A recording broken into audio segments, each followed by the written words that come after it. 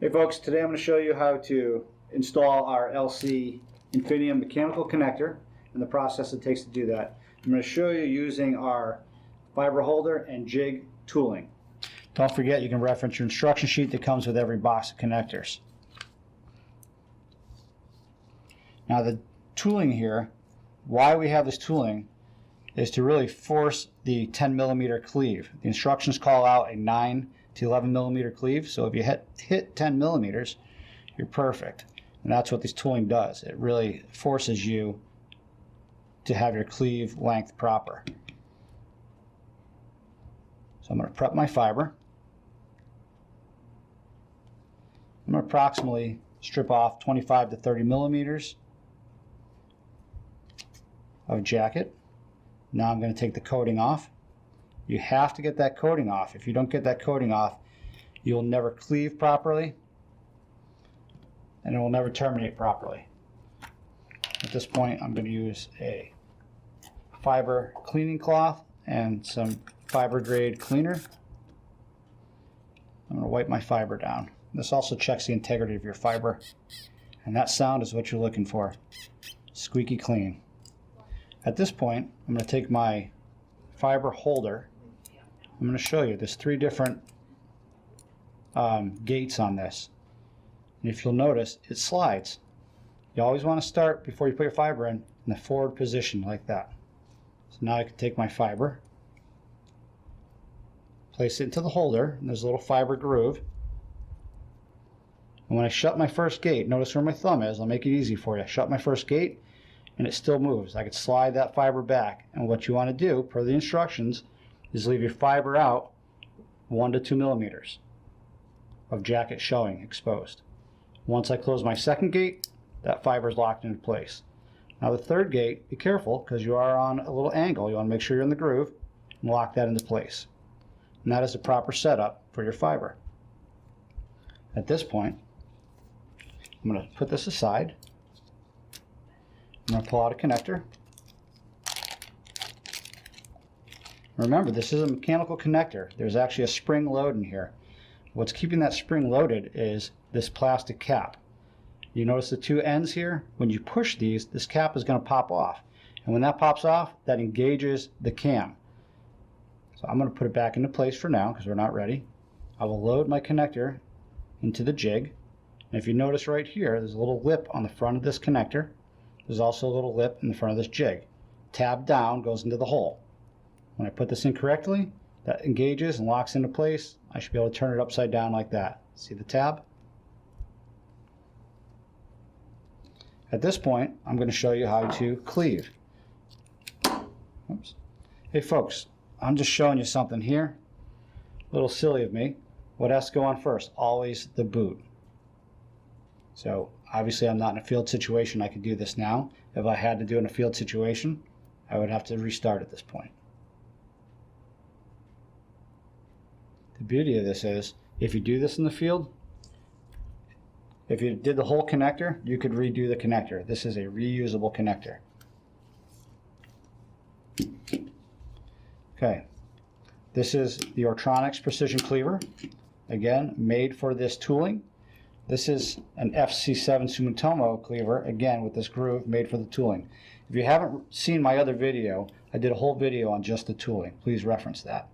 So to cleave, go into the groove, slide your cleave forward just like this to the hard stop. You would close it and cleave. I'm not going to do it right now just because I want to show you with the other one. Same thing here. You would slide your fiber forward to the hard stop, and when you close it, this will cleave automatically. I'm going to go back to the Ortronix one and I'll make that cleave.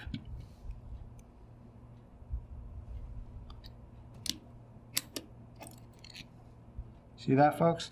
What this did was enforce you to get a 10 millimeter cleave. I'm going to show you something pretty cool about this tooling. This jig right here, you see these little markings? See how it looks like a piece of fiber? Well, it is. If you overlay your holder now and your jig, see how my fiber, my jacket, it's a go, no-go is what I call it. It's a warm, fuzzy feeling. Overlay it, it looks good, just like that. That way I know I have the proper length. At this point, I'm ready to cleave. I'm ready to terminate. Now this holder just slides on top of the jig, so you have to use your eyes there to make sure you slide it in properly. And what I'm going to do is slide it together to what I call a soft stop. Right there, that's a soft stop. At this point, I'm going to open up the second gate. And notice where my hands are. I kind of hold the whole assembly together, my fiber and my tools, so everything stays in place. Open the second gate. Once I open that second gate, I move my hands to the outsides again and I continue sliding together. You'll hear a click. There's your click. And right here, you have positive pressure going forward. See the bow of your fiber? That is exactly what you want to see. So you just want to tap it. You don't have to hit it hard. You just want to make sure you have that positive pressure and you're seated properly into your connector. Now at this point, I'm going to remove my cap, and that's what's going to engage my spring to lock the fiber into place. Again, placement of my finger, I'm holding my fiber in place. I pull this top open and I gently squeeze till the cap comes off. Now that just locked the fiber in place. I can open the other two gates and I'm ready to do a visual. What I didn't explain is, see these two windows right here? Those are your visual windows. When I put my light source on, if there's no light coming out of these windows, you're doing fine. If there is light coming out of the windows, we're going to remake this connector. Again, reusable. And by doing that, I'll show you after. You have to save this cap and put it back in place.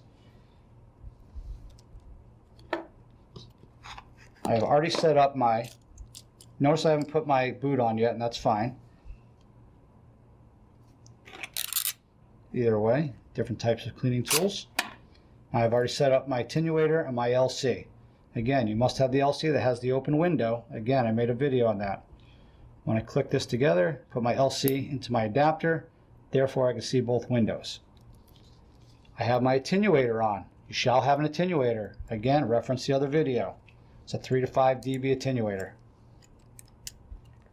Take my light source. This happens to be an SC. So I have an SC fiber cord with a SC attenuator.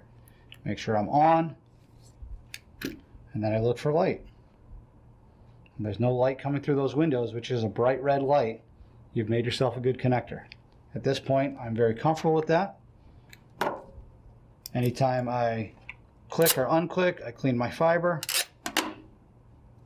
put my cap back on, and the last step would be installing my boot. So, just like that. A couple things happening. What happens if you're in the field and you didn't put your boot on? You're already done? Or what if you have light coming out and you have to remake this? Well, you can take your boot off, pass the little clips, take your cap, which you will have, I'm going to flip this over for you. There's two little pediments sticking out and two oblongs on the bottom. Those oblongs stick into the light source with the oblongs on the connector. When I slide this forward, it will fall into place like that. See the placement? I take both thumbs, notice they're over the holes, and I squeeze very hard to engage that spring. At that point, I lock my tab back into place. I can readdress putting on a cap. Of course, if I had a cap, I would want to recleave because you don't want to damage any fiber. But if there was a bad connector, you can pull your fiber back out, slide it back in. Again, see my fingers, positive pressure. Flip my top open and squeeze, all in the same motion. It's that positive pressure forward you must have. I am going to once again check my light source.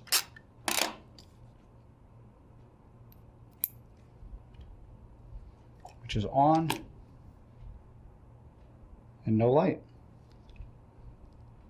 So that's how you would correct an issue if you had light coming through there. Now remember, folks, we call out 3 times that you can reuse these connectors. There is index matching gel in there. And the other thing is, take a visual of your fiber when you take it out. If you've broken your cleave and it's inside the connector, of course, you cannot reuse the connector. Thank you very much.